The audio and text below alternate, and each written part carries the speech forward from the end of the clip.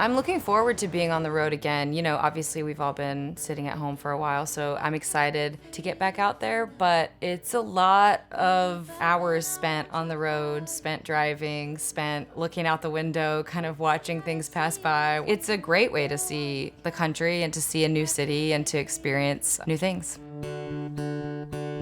I can't wait for the day to come. You're out there to play your music for people, and they're there to see you and hear it. And there's just something really powerful about music and how it brings us all together. Oh, I can't wait for the day to come. It's the best feeling coming home after a tour. See your family again, see your friends again, and just kind of stay put for a second.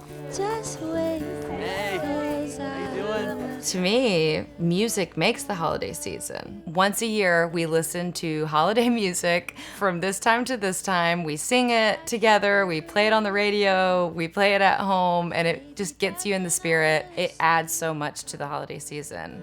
It'll be bittersweet and you'll hug me when I'm on my way out. Oh, I can't wait for a year from now. All there's left for me to do is wait. Just wait, 'cause I lose a little more of you each day. A little more of you each day.